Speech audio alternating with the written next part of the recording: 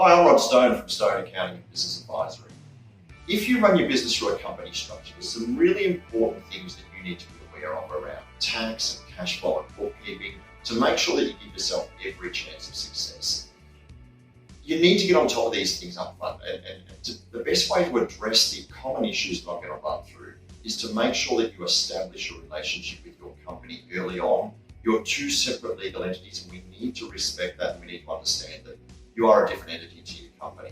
And there's a lot of things we can put in place around systems and procedures to make sure that you don't fall into the pitfalls that we see way too often. So basically, you've got your company all set up, you're ready to go, you're starting to operate. So I want to run through what the four most common issues that we see with companies and their owners is. And the first one is that the money in your company bank account is not yours. It belongs to the company. So you simply can't take money out of your bank account and use it for personal reasons. So I'll come back to that one.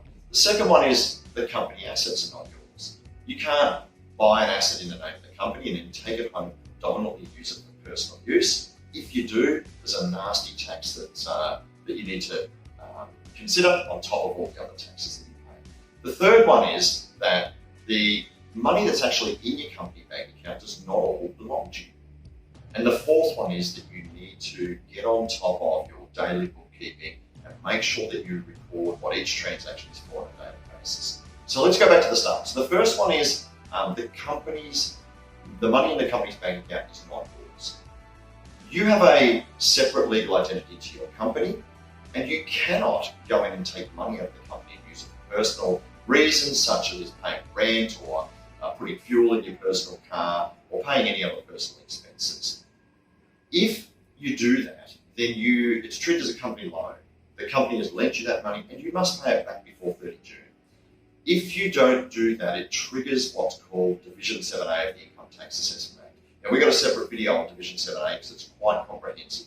But in short, if you do that and you don't repay the money in 30 June, you then have to suffer a whole lot of other nasty tax consequences that we always try and avoid. It's not a good situation to be in.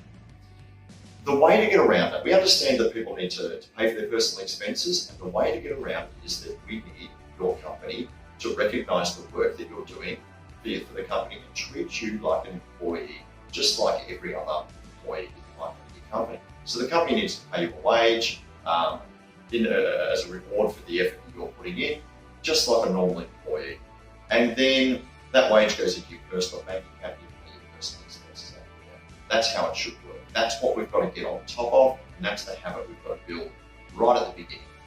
The second one is that the company assets are not yours. So if the company buys some assets and you use them at home predominantly, you're going to trigger what's called fringe benefits tax. And again, that's a comprehensive part of the tax law. So we won't go into the details, but basically what it means is if you buy something in the name of the company, that might be a printer for the company office, it might be a motor vehicle for the company. If you take those items home and predominantly use them for private purposes, you've triggered FBT. And what that means is that you're going to pay a whole brand new tax on the value of those benefits that you get. So we want to try and avoid that. That's a nasty part of the Tax Act that most people aren't aware of. The third one is that not all the money in your company bank account belongs to your company.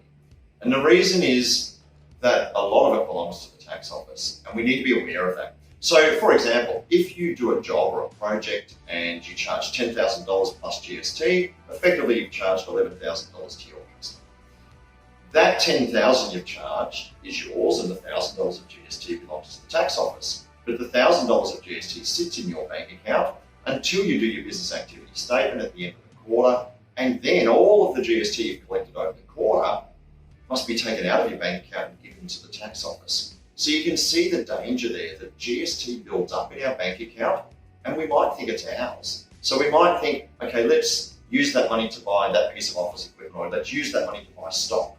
But we've got to be aware at the end of the quarter that when you do your business activity statement, that your accountant or you might find out that you actually owe the tax office $5,000 or $10,000 or $15,000 of GST.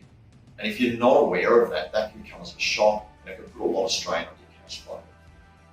Also, a company has to do a tax return, and a company does that once a year, not like BAS returns every quarter. but a tax return's done once a year.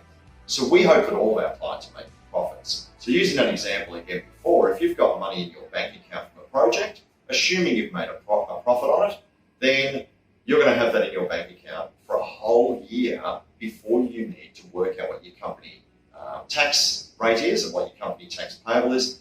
Then you send that to the tax office. So imagine all of that company income tax, and companies pay between 26.5% to 30%. So imagine 26.5% to 30% of your profit in your bank account is not yours. And as it builds up over a year, you've got to be well aware that a big chunk of what's in your bank does not belong to you, it belongs to the tax office.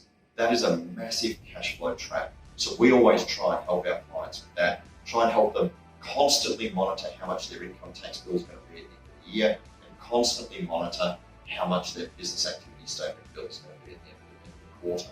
So they're really important things to be aware of. The fourth one is bookkeeping.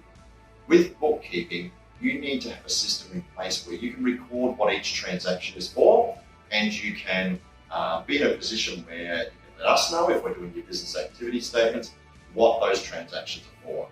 Too often we see that we ask people what those transactions were for, and then they have to go back and dive into receipts or find receipts, go back and look at bank statements and things like that because they haven't recorded it.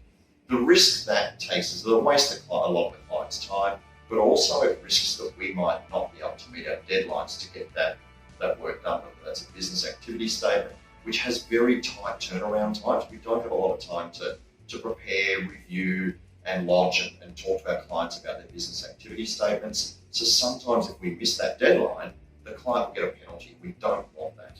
So they're the four main areas that we see that clients struggle with most when they're new to a company structure. Hopefully that's highlighted a few of those issues. As I said, some of those issues are quite comprehensive. I hope that I've explained it in a simple format.